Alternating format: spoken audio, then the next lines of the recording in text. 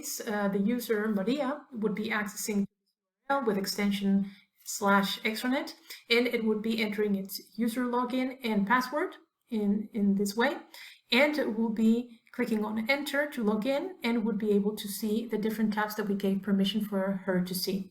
Now, because we are in a demo environment, we have to also see that I have other modules activated. For example, I have the module of payment at destination, which gives me also this extra tab. And I also have one that is related to the payment at destination, which has to do with the credit history, right, of the payment gateway.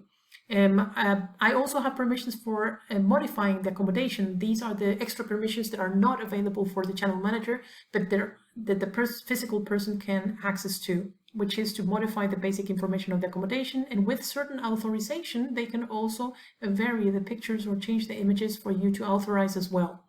Also, they have access to create rooms, and that's why we have access to see the rooms and create them. Actually, you give them access to create a new room by seeing the occupancies that you have available in your system. So you can, there's a little option in your occupancies of the intranet where you can give them visibility to those that you want them to manage. So they can choose the occupancy, and once they do, they can create the room with its name, and also by saying the price tag, if it's per room or per person. It's limited. As you can see, they don't have all the options as you would have, but at least enough for them to create a room in the intranet, and you would approve them in any case for them to make it effective. So as you can see, these two require of extra permissions that are only available for physical people, such as Maria, and the only tabs that actually we would see if we don't have these extra modules are the user, which can allow you to change the language of the user, and also to exit the application. The main tab, which is where they're mainly going to be working. Here is where they're actually going to do all the changes and modifications. They have access to the accommodation name, to the accommodation that you have given them access, to the contract that you have given them access. You can, as a user, as Maria, I can also search for a specific month and year and focus on certain elements that I want to manage by also having the permission of the calendar to hide and show rooms, for example. So these rooms that I see here, because I have the permission, I can also say which ones I want to manage. If I want to manage all of them, then I save it, and I would see all of the different rooms one by one in the calendar listed on the left. And I would be able to do that, or I can focus on just one room, save it, and that's what I would actually see when I search only that room that I have saved in the panel on the right. So this is a permission that I have given the user, and that's why they can enjoy of this permission and be able to focus only on what they want to upload. Here we have also the different elements that they can manage on the left, by month in which I have selected and by year that I have selected. I can see that first, then I can see the name of the room. I can also see that it's in yellow color, because the yellow color, what it says is that it has its own allotment. If it does not have its own allotment, such as the third room, that is in gray color, or well, white color at the top and then gray for its alternate allotment, it means that it not only it has probably its own allotment, but it also depends on the allotment of another room that I have established in the. This comes from the intranet, and obviously the extranet user does not know how it was configured, but they at least have it configured correctly so that they can, as an alternate allotment, for example, for the double, use the triple.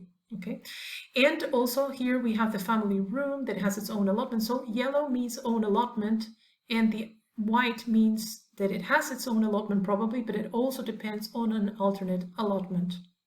This again has to be configured by you.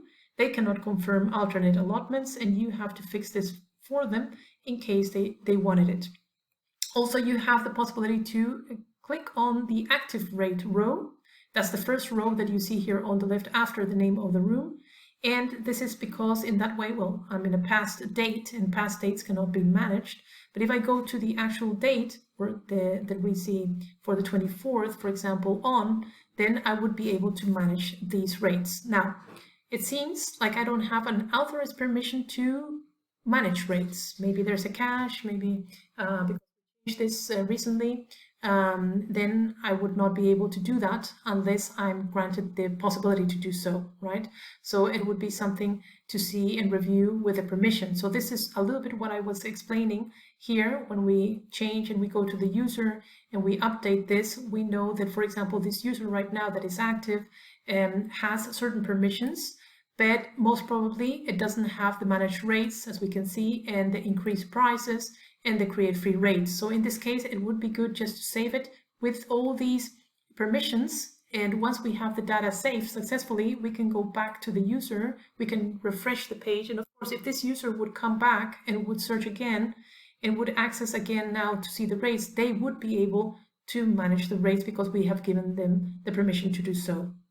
So this is very important also to understand how the permissions, once refreshed, of course, and changed on your behalf, would be transferred over to the user as well. Also, you have the breakdown of the allotment. For the allotment, it's very important to see that you have also this here, all the breakdown. If I click on info, I will go back to folding back the allotment information. But if I unfold the information, I will see that I can have access to the base allotment on one side, the allotment variation where they actually can click and add more allotment or reduce allotment, since they have the permission to increase and decrease, and also to see the allotment sold, which was sold, and also the total allotment for that period. So in this case, we're seeing everything green in a green color because it has allotment. If it didn't have allotment, we would see it in red color, such as 0 allotment. Then you also can see that after the variation of the allotment, we have the stop sales. Here they can click at a general way in the stop sales title, and they can choose the period in which they want to apply for different rooms or for one, the stop sales, or open the sales if they have a stop sales, or apply an on request stop sales. Now, they can do it at a general way for a specific period for various rooms, or they can go specifically to one of the days of the calendar, click on it, and then do it individually for that specific date. So there's 2 ways of doing it, and they can manage it very quickly, and it's a very user-friendly way to do it. Also, they can create supplements, and you will see that they are a little bit more limited than you for creating supplements because they only have the short stay supplement that they can apply, or any other supplement that may fit in a basic or base supplement. If you choose one option or the other, it will change a little bit the characteristics of the fields, as you can see. So the short stay supplement depends especially on this field, which is the short stay supplement percentage. So here you would enter the percentage in where it says percentage, and here you would say for how many days minimum, right? They would have to stay in order to not have to pay the short stay supplement in percentage that you would enter here in percentage or fixed price, because we always offer these 2 types of options for the supplements. And of course, you can also indicate for which nationality of passenger would have access to this supplement or not. You also have the offers, and in the offers we have more choices, of course. We have the different options that we're viewing here. We have free child discount, which characteristic, of course, would be choosing first, second, third child of each range for it to be free. You also have the board type offer, which would be the possibility of the customer pays and gets another upgrade of a board type. And you have also the nights offer, which would be basically, for example, for each 4 nights, for instance, you would get 1 free night. Also, you have the prices offer, in which case you have also the possibility to even replace the price if you have the permission to do so. You have the possibility to enter fixed prices, fixed discount, percentage as a discount, and then specific prices per passenger type also for the discount. Also, you would have the early booking, which takes different forms. Of course, here you would be able to apply different type of offers, such as the base price that adjusts to every early booking, or the one that is based on a board type upgrade or room type upgrade, and also supplement and discounts. So You also have this option, which is present in all offers, which is very important, and is to apply to base price, apply to base rate with board and room type, or applying other supplements and discounts. So this is very important on one side to be able to decide which type of calculation the system has to make. So you have more or less the same options, but you even have advanced options compared to what they have. And so if it's a very elaborate offer that they have to do and they need your help, then you have an advanced option also in the intranet to be able to create it for them, and they would be able to see it but not edit it in the extranet as well. You also have the room type upgrade that you also can find and provide also for them to create. So these would be the offers that they can create. Then they have also the restrictions that they can create, which are basically these three. They can do days of arrivals restriction, day of departures restrictions, or minimum stay restriction, each one with their characteristic options. And then finally, they have the release and cutoff date, which they can also apply depending on the permission they have as well. And they will be able to increase or to indicate at least the number of days of release and cutoff dates. As you can see, all these different actions, they will be able to create them after confirming twice. So they have to actually perform the modification. If I change, for example, the rate, and I will do this in an active, for example, I will do it here. I will say that 5 and this is 40. And if I save this,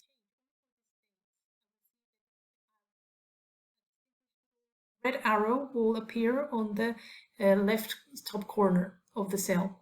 This is because it's not yet effective.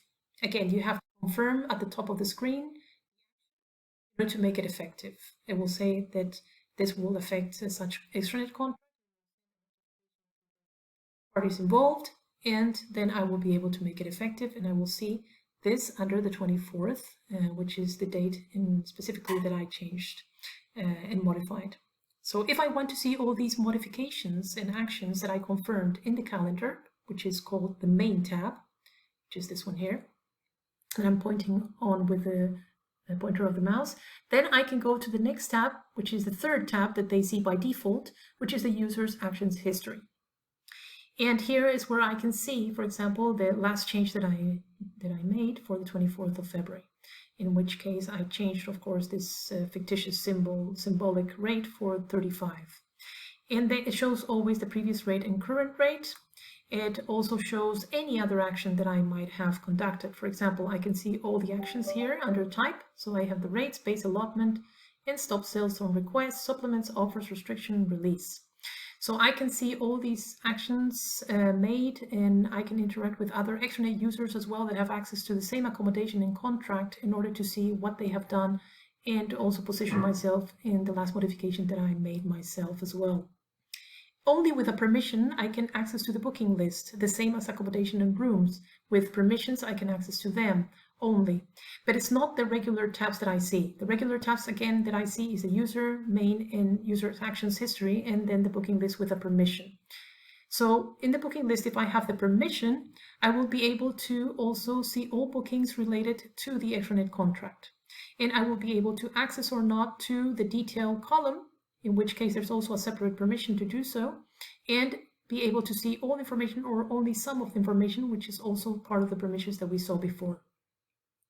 Also, there's another permission to be able to change the confirmation status, but it doesn't change the status of the booking. It only changes the status in terms of rejecting the booking, even though it's accepted as an OK status.